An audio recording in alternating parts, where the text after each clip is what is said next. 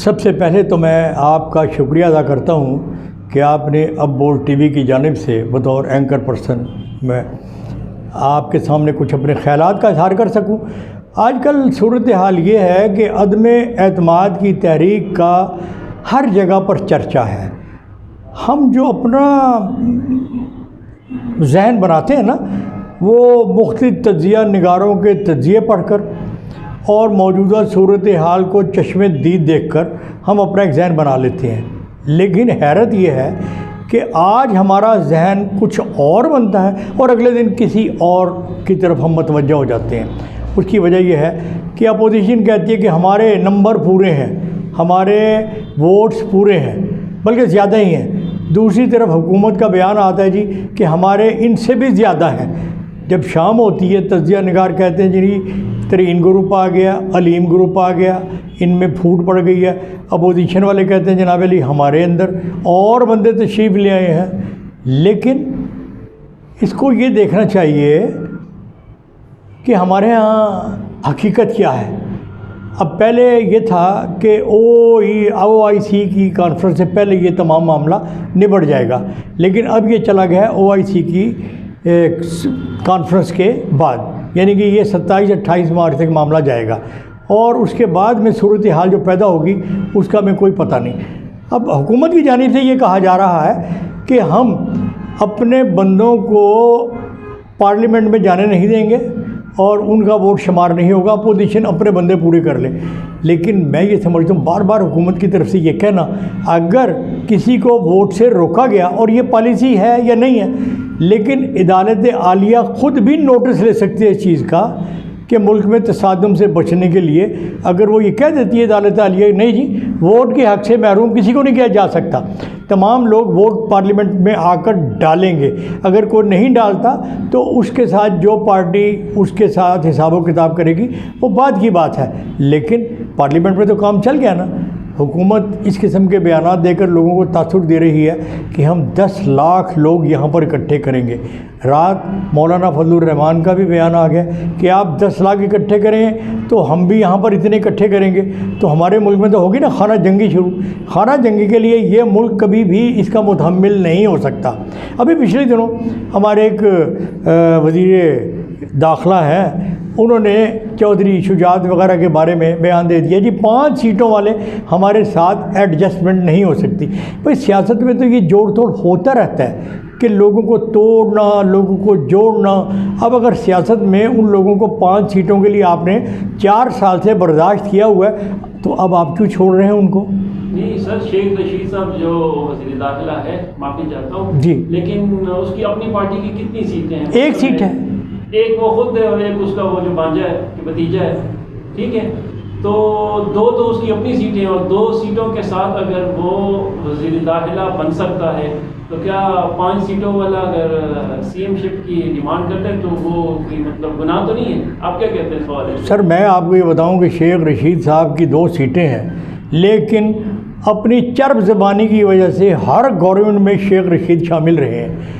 ہر بندہ ان کو رکھتا بھی ہے، بعد میں نکالتا بھی ہے، یہ خود بھی نکل جاتے ہیں۔ مشرف کے دور میں انہوں نے کیا کیا، شیخ صاحب کا کیا کردار رہا ہے، سب کو پتہ ہے۔ نواز شریف کو جو انہوں نے اپنا مائی باپ بنایا ہوا تھا، کسی سے پوشیدہ ہے؟ کسی سے پوشیدہ نہیں ہے۔ پھر مشرف کے دور میں جس وقت یہ ماشاء اللہ لگا تو یہ چھپ گئے تھے، ان کو زبردستی وہاں سے نکال کر لایا گیا تھا، اور انہوں نے آدھے جناب مشرف کے ساتھ معافی ترلّہ کیا تھا۔ پھر وہاں سے یہ کاف لیگ نے جنم لیا، کاف لیگ میں ہی شامل ہو گئے۔ میں کیا بتاؤں آپ کو، اس کی تاریخ ہمارے سامنے موجود ہے، بلکہ ان جیسے بے شمار وزراء موجود ہیں جنہوں نے ہمیشہ سیاست کو اپنے لیے استعمال کیا ہے، اپنے لیے استعمال کیا، پبلک کے لیے۔ مجھے بتائیں، آج تک ہم جب دیکھتے ہیں نا کسی بھی آپ پروگرام میں جب دیکھتے ہیں شیخ رشید کی لال حویلی کے آگے اس قدر گند پڑا ہوا ہے کہ وہاں میونسپل کمیٹی والے اس کی بات نہیں مانتے ہیں کہ یہ وہاں سے گند صاف کروا لیں۔ یہ لوگوں کے کام کاج تو دور کی بات ہے، ہم نے نہیں سنا کہ کبھی اس شخص نے کسی کا کام کیا ہو. لیکن ہمیں ذاتیات پر نہیں جانا, ہم اس وقت ملک کی مجموعی صورتحال پر بات کر رہے ہیں. تو ملک کی مجموعی صورتحال کے بارے میں یہ ہے کہ عمران خان کو ایسے وزراء کے بارے میں نوٹس لینا چاہیے جو کہ پرفضا ماحول بنانے کی بجائے اس کو پرتشدد بنا رہے ہیں. ہماری قوم اس کی متحمل نہیں ہو سکتی. اچھا سر، ایک اور بات بتائیے گا کہ شیخ رشید صاحب پچھلے دنوں بڑے گرم اور جوشیلے انداز میں جو ہے نا نون کے خلاف باتیں کرتے تھے اور زرداری کے مطلب PPP کے خلاف بھی. پچھلے دنوں آپ نے بھی دیکھا ہوگا اس کے لہجے میں بہت نرمی آئی ہوئی ہے. تو اس نرمی کی وجہ کیا ہو سکتی ہے؟ اس شخص کا آج تک کوئی نہیں سمجھ سکا. ہر جگہ کبھی اپس اینڈ ڈاؤن. اب یہ کہیں گے یہ تو سیاست کا اصول ہے, لیکن بھائی سیاست کے اصولوں میں بھی کچھ اصول ہوتے ہیں. اور ضیاء صاحب میں آپ کو ایک بات بتاؤں, ہمارا ملک اس وقت جس ڈگر پر جا رہا ہے نا, تو مجھے ایوب خان کا دور یاد آ رہا ہے. ایوب خان کے دور میں بھی یہی صورتحال پیدا ہوئی تھی, اپوزیشن لیڈر اور حزب اقتدار. آخر کار ہمارا ملک جو ہے وہ مارشل لا پر جا کر اینڈ ہوا اور یحییٰ خان آگے. پھر اس سے آگے چلتے ہیں. یحییٰ خان کے دور میں جب یہ مظاہرے شروع ہوئے اور خوب شروع ہوئے تو بھٹو صاحب آئے. بھٹو صاحب کے بعد مظاہرے شروع ہوئے. اسی طریقے سے اپس اینڈ ڈاؤن, اپوزیشن اور اقتدار ایک دوسرے کے ساتھ ڈماڈول رہا. جنرل ضیاء کے مارشل لا پر ختم ہوا کر اب بھی صورتحال اسی طرف جا رہی ہے. تو ہم اللہ تعالیٰ سے دعا کرتے ہیں کہ یا اللہ ہمارے ملک کی خیر کر, ہمیں ان سیاست دانوں سے بچا. میں نے پہلے بھی اپنے ایک پروگرام میں کہا تھا کہ ہمارے ملک میں اگر چل سکتا ہے تو صرف اور صرف اسلامی صدارتی نظام چل سکتا ہے اور کوئی نہیں جا سکتا. صدارتی نظام کے بارے میں میرا خیال ہے کسی کو کوئی اعتراض بھی نہیں ہوگا. ہماری موجودہ حکومت خاص طور پر عمران خان کا بھی یہی منشا ہے کہ یہاں پر ان لوگوں سے بلیک میل ہونے کی بجائے ہم صدارتی نظام یہاں پر لے کر آئیں تاکہ یہ 5-6 اسمبلیوں کے اراکین, پھر ان کے عللے تللے جتنا بھی یہاں پر خرچہ ہوتا ہے وہ تو بچ سکے. صدارتی نظام میں ایک اسمبلی ہوگی اور جناب اس کے ساتھ ایک صدر ہوگا یا ایک اس کے ساتھ قومی اسمبلی کا اسپیکر ہوگا یا جو بھی ہے. لیکن آپ یہ دیکھیں ایوب خان کے زمانے میں صدارتی نظام تھا, اسمبلی کا کسی کو پتہ ہی نہیں تھا, اسمبلی اپنے فیصلے کرتی تھی.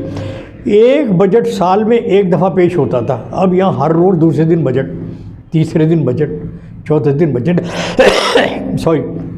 تو یہاں پر یہ ہے کہ جب ہر منی بجٹ ہر 2-3 ماہ کے بعد 2-3 دن کے بعد منی بجٹ آئے گا, لوگوں کو مہنگائی کے بارے میں راغب کروایا جائے گا, جی وہ کھا گیا, وہ پی گیا, وہ کھا گیا, وہ پی گیا. ایوب خان کے زمانے میں سال میں ایک مرتبہ بجٹ پیش ہوتا تھا اور اس دن کے بعد اگلے بجٹ تک نہ قیمتیں کم ہوتی تھیں نہ زیادہ ہوتی تھیں, وہی قیمتیں جو اسمبلی نے منظور کر لیں. That's all.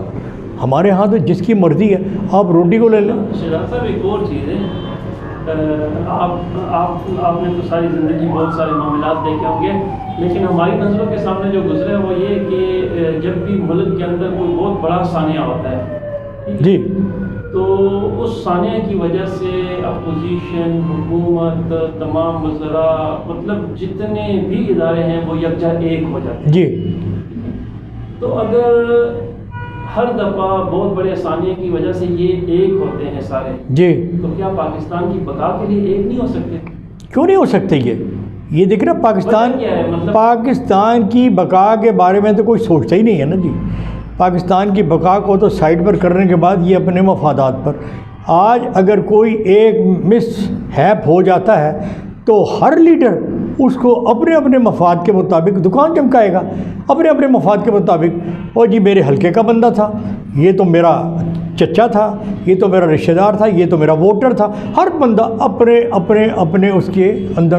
اب آپ زیادہ دور نہ جائیے, وہ رات ہی ایک تجزیے کے اندر میں سن رہا تھا کہ وہ ام رباب سندھ کی خاتون ہے, بچی ہے, اس کے باپ کو, چچا کو, بھائی کو ان کے وہاں کے 2 MPs نے قتل کر دیا. اس بچی نے ننگے پاؤں ہاتھ میں لالٹین اٹھا کر جگہ جگہ دھوائی تھی کہ میرے ساتھ انصاف کیا جائے, میرے ساتھ انصاف کیا جائے. وہ بچی اب پڑھ لکھ کر خود ہی وکیل بن چکی ہے, یہ اس کی ہمت ہے.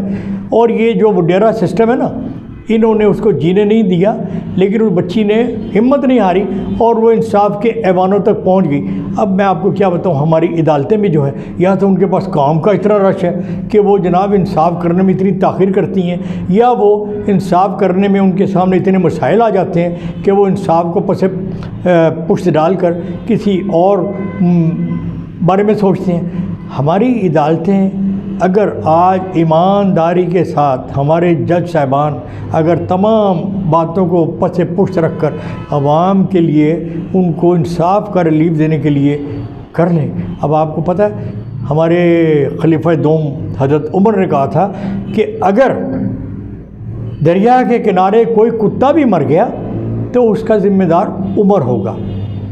اور ایک واقعے میں یہ بھی ہے کہ ان کا بیٹا کسی واقعے میں ملوث پایا گیا تو حضرت عمر فاروق نے اپنے ہاتھ سے ان کو درے لگائے تھے۔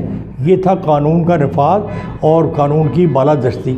تو یہاں پر کیا ہے، ایک آدمی مجرم جرم کر کے بھاگ جاتا ہے، اس کو پکڑنے بھی سال لگ جاتے ہیں۔ ابھی پچھلے دنوں میں نے ایک پڑھا کہ ایک بچے کو 25 سال کی قید ہوئی، سزا ہوئی، اس نے 25 سال میں وہیں پر جیل میں رہ کر پڑھا اور BA کیا، اور اب وہ باہر آنے کے لیے منتظر ہے کہ میں 25 سال کے بعد میں نے BA بھی کر لیا ہے جیل سے پڑھائی لکھائی، اب جیل سے باہر آنے کے بعد کیا کرے گا وہ؟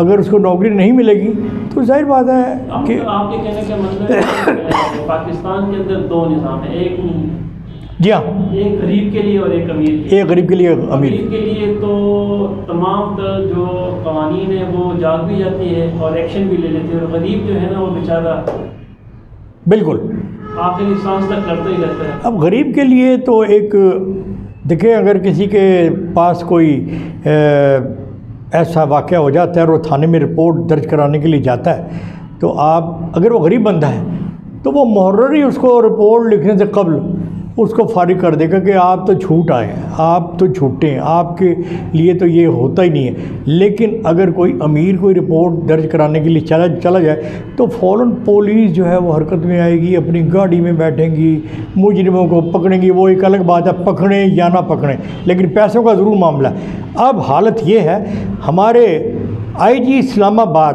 جناب احسن یونس صاحب نے آ کر ایک ایسا نظام ترتیب دیا ہے کہ ہم اپنی پولیس پر جتنا فخر کر سکیں وہ کم ہے۔